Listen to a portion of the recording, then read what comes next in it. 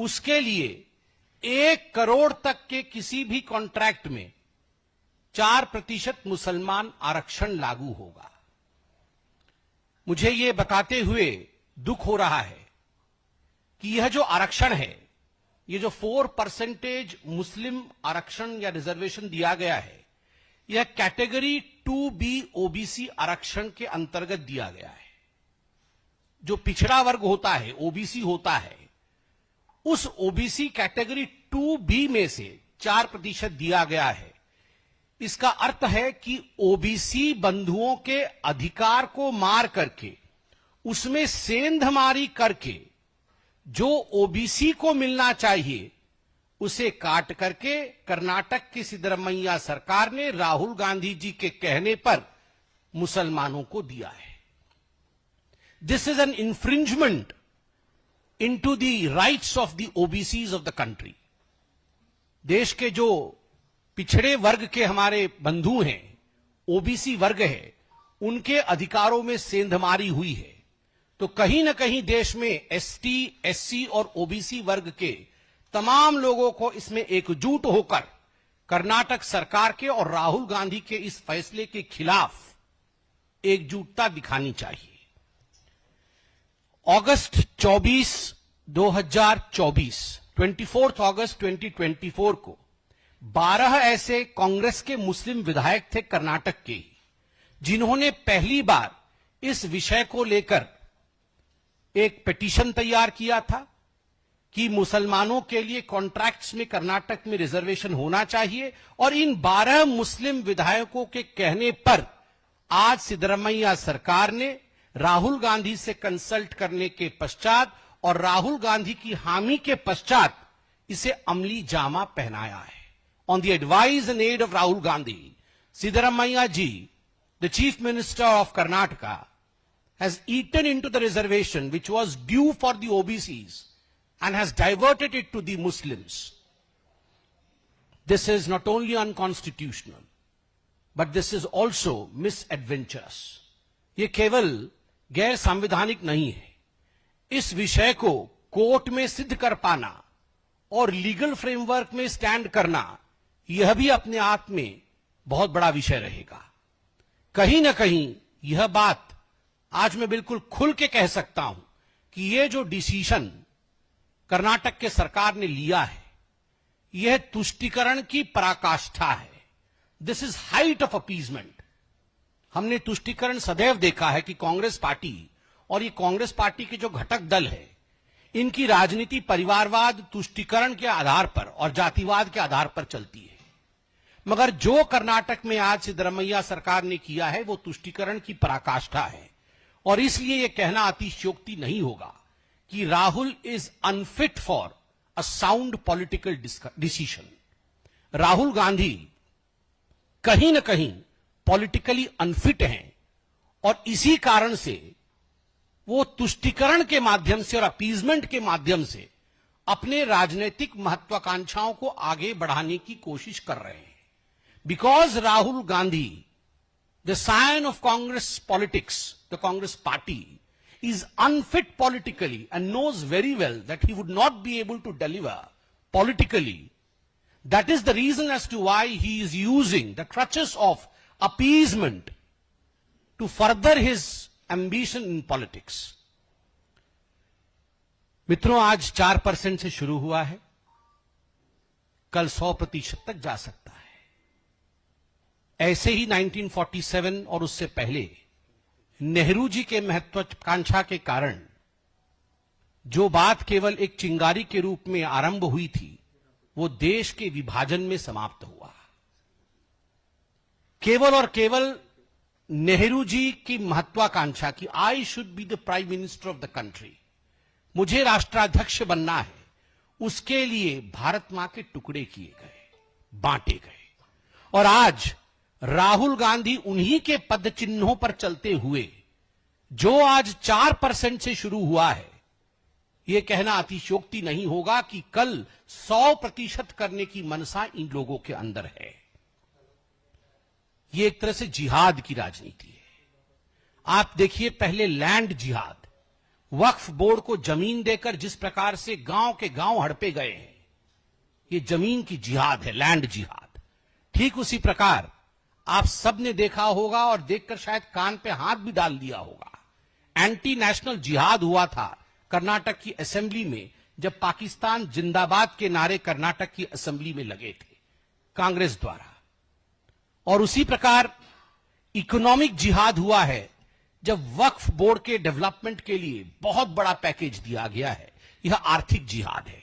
और आज हम जो देख रहे हैं वो कॉन्ट्रैक्ट जिहाद है, जिसमें 4% कॉन्ट्रैक्ट अब मुसलमान कॉन्ट्रैक्टरों को दिया जाएगा। और इतिहास गवाह है, सितंबर 2024 में कर्नाटक सरकार आंगनवाड़ी टीचर्स जो होते हैं उनके लिए 2 जिलों में कर्नाटक में उर्दू कंपलसरी होगा, उर्दू में पढ़ाना होगा, इस प्रकार का भी एक नियम निकाला था। और ठीक उसी प्रकार पिछले चुनाव में भी हमने देखा था कि कांग्रेस पार्टी और पॉपुलर फ्रंट ऑफ इंडिया, जो एक रेडिकल बॉडी है पीएफआई, उनके बीच किस प्रकार का गठबंधन था। और सरकार में आने के पश्चात किस प्रकार पिछली बार सिद्धरामैया सरकार ने पीएफआई के उन लोगों को कोर्ट के चंगुल से छुड़वाया था जिन लोगों ने सामाजिक और सांप्रदायिक सौहार्द को बिगाड़ा था और कम्युनल टेंशन्स किए थे, पीएफआई को बचाने का काम। और इस बार का जो बजट भी आया था, बिल्कुल सही कहा है हमारे नेताओं ने, it looks more like a Muslim budget than an Indian और अ स्टेट स्पेसिफिक बजट, जिसमें इमामों को 6,000 रुपया मासिक भत्ता, लोक निर्माण ठेके, अभी जो मैंने कहा आपको कॉन्ट्रैक्ट्स में 4% का आरक्षण, मुस्लिमों को विवाह के लिए 50,000 रुपए की सहायता। अरे आप सबको दीजिए, केवल मुसलमानों को 50,000 रुपए की सहायता, ऐसा क्यों? वक्फ संपत्तियों और कब्रिस्तानों के विकास के लिए 150 करोड़ रुपए ये दिए गए हैं अब बजट में। उर्दू स्कूलों के लिए 100 करोड़ रुपए, मुस्लिम कल्चरल प्रोग्राम के लिए 50 लाख रुपए, मुस्लिम बहुल इलाकों में आईटीआई कॉलेज। मुझे तो समझ में नहीं आता है ये मुस्लिम बहुल इलाके क्या होते हैं। इंडिया तो इंडिया होता है, इसमें मुस्लिम बहुल और हिंदू बहुल ये क्या इलाका होता है? सभी इलाके हमारे हैं। मुस्लिम स्टूडेंट्स के लिए 50% फीस में छूट, क्यों? हिंदू स्टूडेंट के लिए छूट क्यों नहीं? दूसरे स्टूडेंट्स के लिए छूट क्यों नहीं? उलाल शहर में मुस्लिम लड़कियों के लिए रेसिडेंशियल पीयू कॉलेज, बेंगलुरु में हज भवन का विस्तार, मुस्लिम छात्राओं के लिए सेल्फ डिफेंस का ट्रेनिंग, और सर्वोपरि 1,000 करोड़ रुपए अलॉट किए गए हैं to develop Muslim colonies.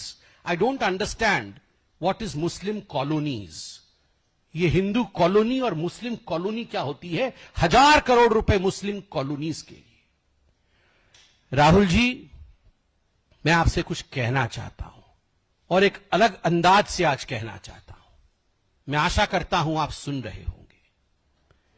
Congress ए आलमगीर राहुल जेब, कांग्रेस ए आलमगीर राहुल जेब, जहां पनाह की ख्वाहिश वाले शहजादे, आलमगीर राहुल जेब के लिए अर्ज है, आलमगीर राहुल जेब के लिए अर्ज है। जहां पनाह बनने का ख्वाब पाले, अरमान पाले, मुस्लिम तफक्कुद की राह पर है शहजादा। तफक्कुद मतलब तुष्टिकरण। जहां पनाह बनने का ख्वाब पाले, अरमान पाले, मुस्लिम तफक्कुद की राह पर है शहजादा। कुर्सी की आसनाई में अंधे हुए हैं इस कदर, कुर्सी की आसनाई में अंधे हुए हैं इस कदर कि दिन रात मुस्लिमे इश्क में गिरफ्तार है शहजादा। दिन रात मुस्लिमे इश्क में गिरफ्तार है शहजादा। लेकिन दिल के ये अरमा 4% नहीं, 100% आंसुओं में बह जाएंगे।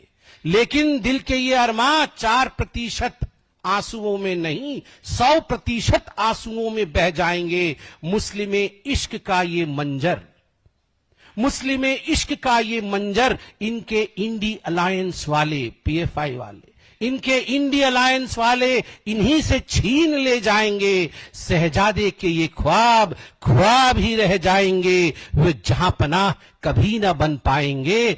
आलमगीर राहुल जेब जहां पनाह कभी ना बन पाएंगे। इसलिए मैं कहता हूं कि राहुल बाबा, आपसे ना हो पाएगा।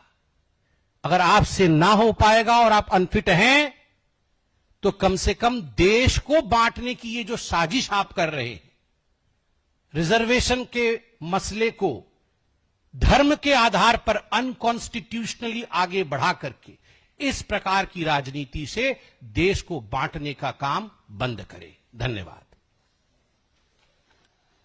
ये स्वाभाविक रूप से जो 4% कॉन्ट्रैक्ट है उसमें धर्म का क्लॉज है, मुस्लिम कॉन्ट्रैक्टर्स को आरक्षण दिया जाएगा।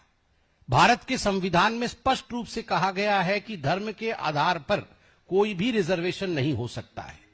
और जब पिछले कारनामे देखे जाएं कांग्रेस पार्टी का, जिसमें इन्होंने रेडिकल एलिमेंट्स, जो पीएफआई के रेडिकल एलिमेंट्स है, उनके साथ पॉलिटिकल गठबंधन किया है, डिक्लेयर करके किया है, एसडीपीआई जो उनकी पॉलिटिकल फ्रंट है उसके साथ उनकी गठबंधन हुई है और उनके लोगों को बचाने की कोशिश की गई, जेलों से रिहाई कराया गया है, तो स्वाभाविक है उनके कॉन्ट्रैक्टर्स को भी आगे बढ़ाने की साजिश राहुल गांधी और राहुल गांधी के पीछे खड़े होकर उनके प्रॉक्सी नेता कर्नाटक में अवश्य रच रहे होंगे। देखिए, हमें इस बात से कोई ऐतराज नहीं है कि वो इफ्तार पार्टी में जा रहे हैं, मगर हमें ऐतराज इस बात से है और दुख हमें इस बात से है कि जब माननीय प्रधानमंत्री श्री नरेंद्र मोदी जी ने भारत के सदन में खड़े होकर, भारत के पार्लियामेंट में खड़े होकर उन्होंने अपना मंतव्य रखा, अपना वक्तव्य रखा महाकुंभ को लेकर, क्योंकि महाकुंभ की आयोजना कोई छोटी आयोजना नहीं थी। यह भारत के इतिहास में इस प्रकार का आयोजन बहुत कम होता है जिसको पूरा विश्व गौरव के साथ अनुभव करता है, देखता है। उस आध्यात्मिक चेतना के विषय में जब प्रधानमंत्री बोलते हैं तो राहुल गांधी बाहर आकर उस पर टिप्पणी करते हैं, छोटी टिप्पणियां करते हैं और जिस प्रकार का बयान उनके पार्टी के अध्यक्ष देते हैं और कहते हैं कि महाकुंभ में नहाने से क्या हो जाएगा। राहुल गांधी तो खुद नहीं गए, उनके परिवार के कोई सदस्य भी नहीं गए, मगर दुखद है, जाना ना जाना उनके व्यक्तिगत विषय हैं, मगर देश के धरोहर को खराब कहना, उस पर टिप्पणी करना अनुचित है। और वैसे भी राहुल गांधी और कांग्रेस पार्टी जब भी देश में कुछ अच्छा होता है, G20 होती है तो उसकी आलोचना करते हैं, जब भारत क्रिकेट जीत जाता है तो उसके कप्तान के खिलाफ कहते हैं, जब भारत का अंतरिक्षयान चंद्रयान जब साउथ पोल जाके लैंड करता है चंद्र में तो उसके लिए भी कुछ ना कुछ टीका टिप्पणी करते हैं, जब भी भारत की इकोनॉमी आगे बढ़ती है उस पर टीका टिप्पणी करते हैं। भारत में कुछ अच्छा होता है तो सोरोस बाबा उनको याद दिला देते हैं क्या कहना है और राहुल बाबू प्रॉम्प्टली उसको एक्शन पे लाते हैं। Subscribe now and press the bell icon. Never miss an update.